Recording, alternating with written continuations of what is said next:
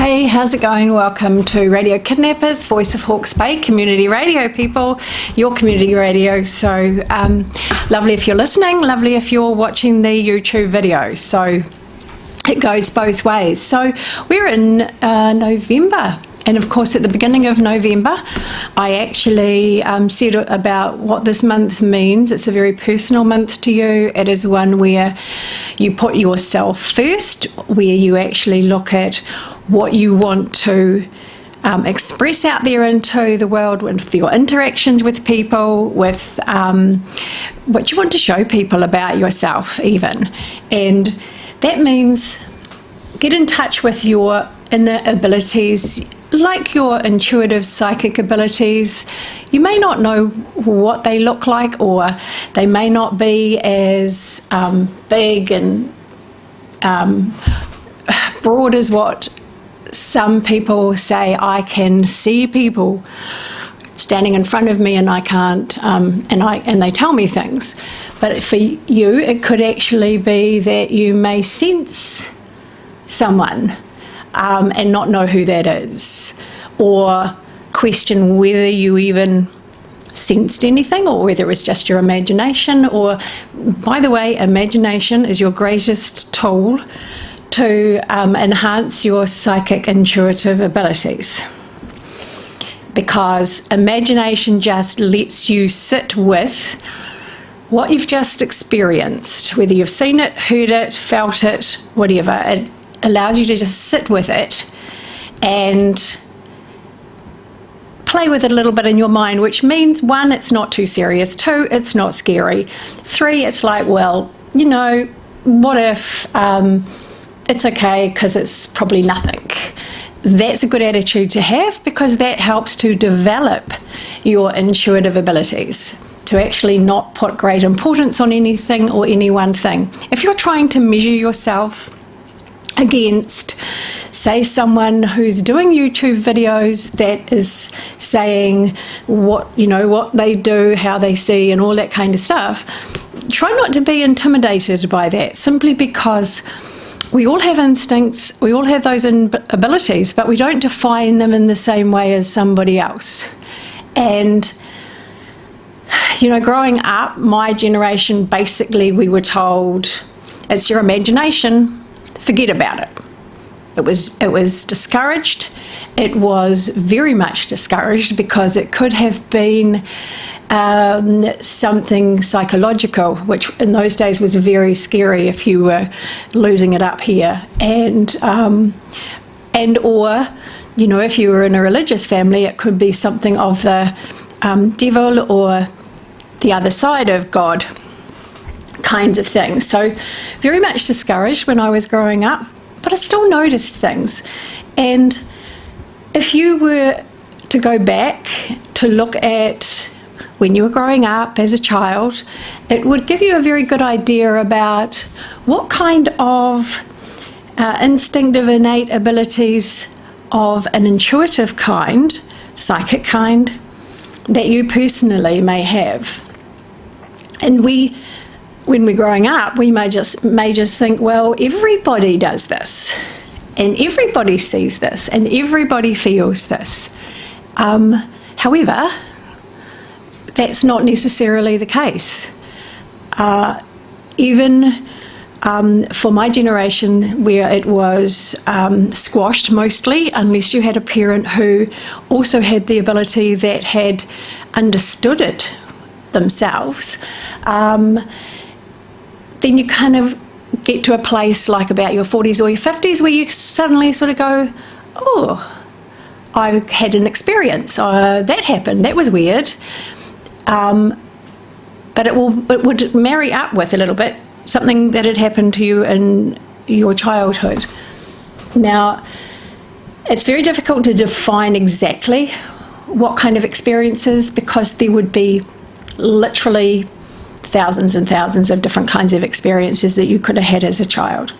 Some of the common ones would be seeing a face, maybe. It could just be a face. I used to see faces in the walls and the curtains and the floor everywhere I looked. I thought there was something wrong with me.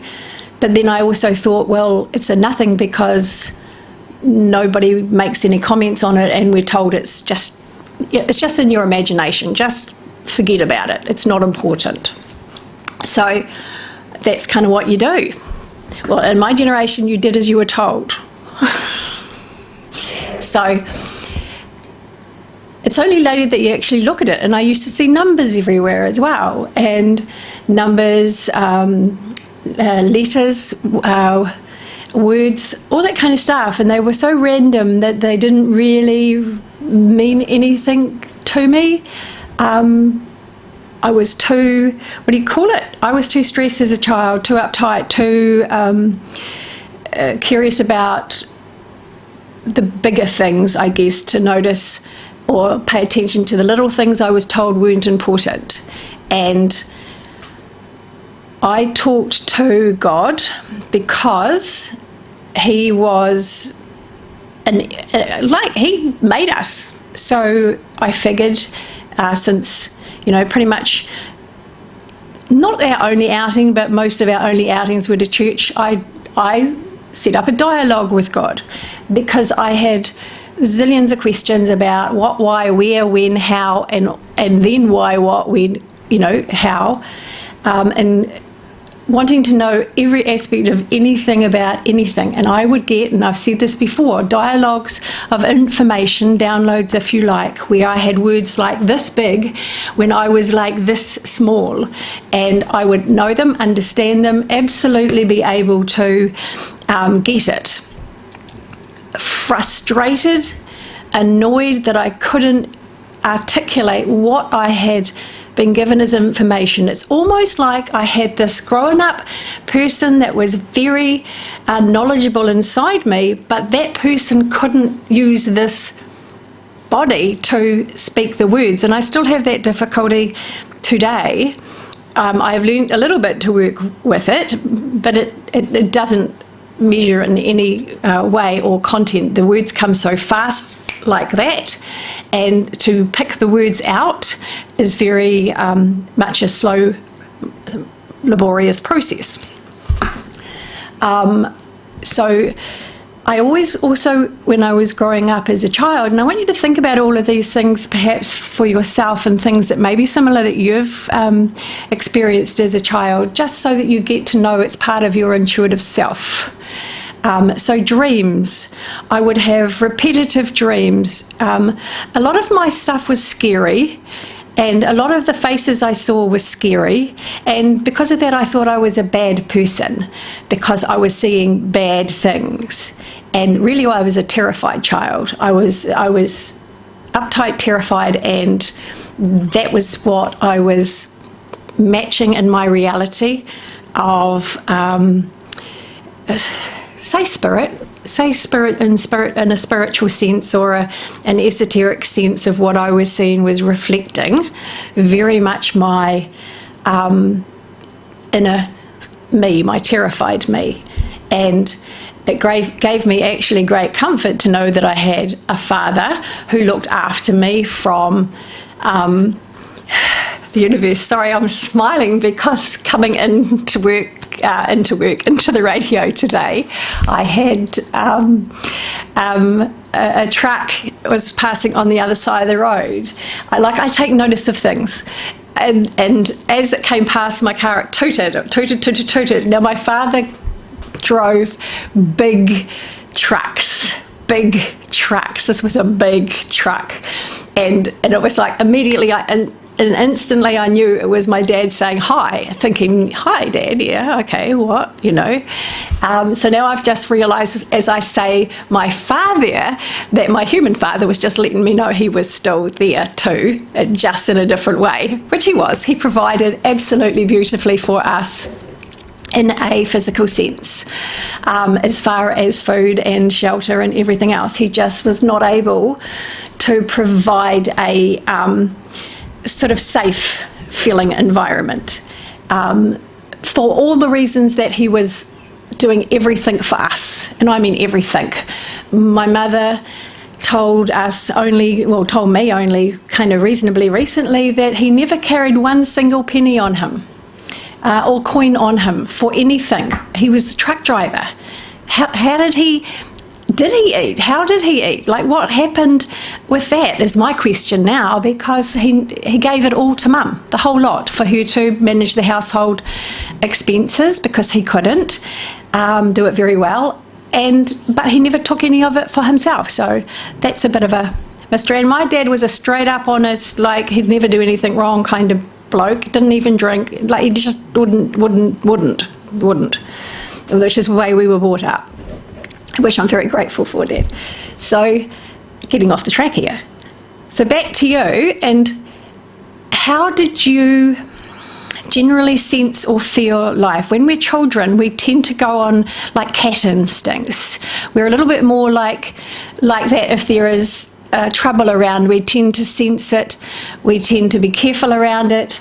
If you're that kind of child, I guess, which I was, because I was a scaredy cat. My brother, on the other hand, would just race in with guns blazing and create more chaos.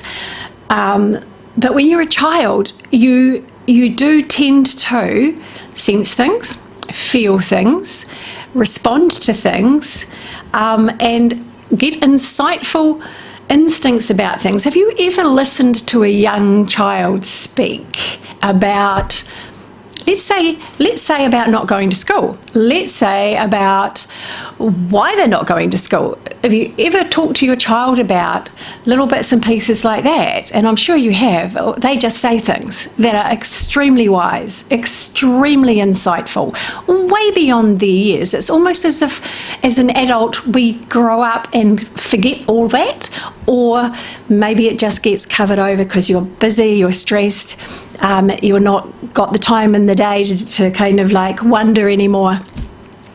If you want to develop your intuitive abilities, then remember, this month is your month. This month is your month to find out more about you, but also to do something that is authentic to you.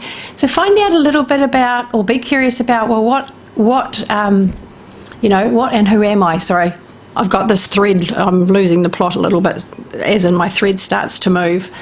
It's as information comes in different ways. So we need to get back to here and be mindful about you as an individual in your family group, in your work group, in your relationship.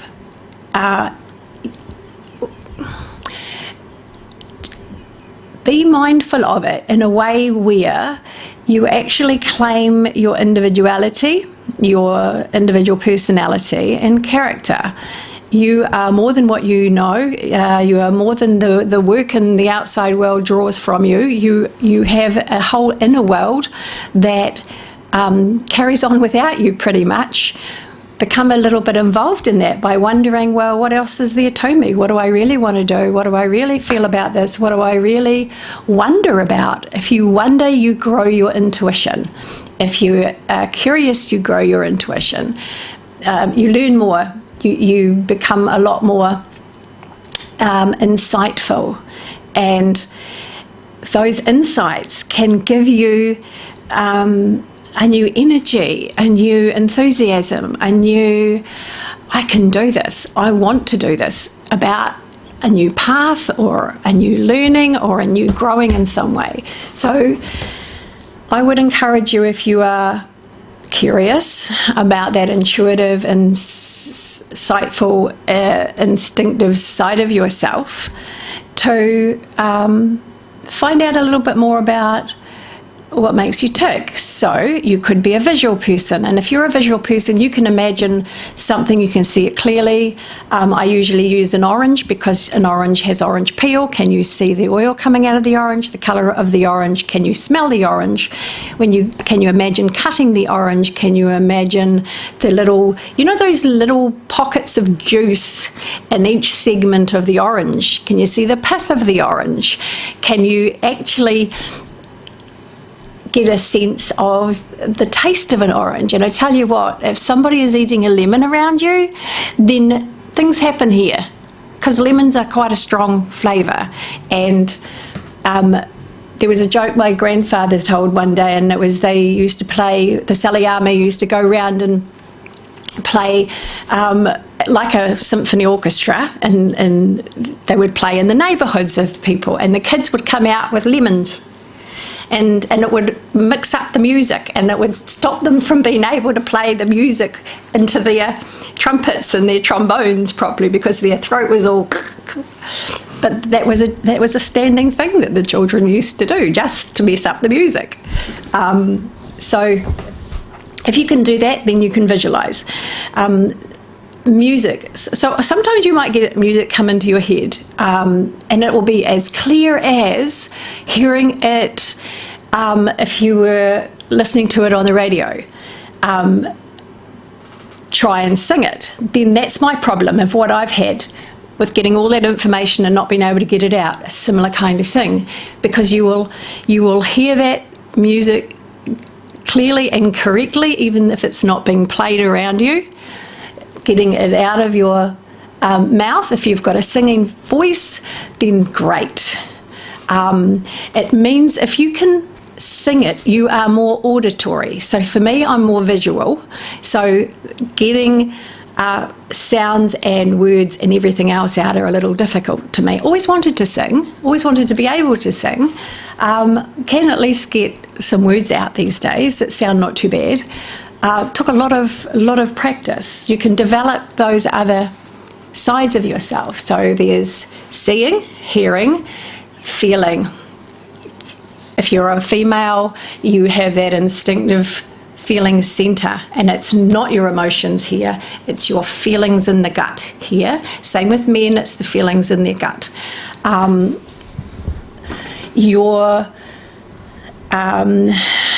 And the way that you feel is that you need to be a bit quiet, and you need to be a little bit like the cat, where you just kind of like have this little radar where you're sort of like just feeling and sensing maybe, are you comfortable? Are you not comfortable? Is the energy here good? Is it not so good?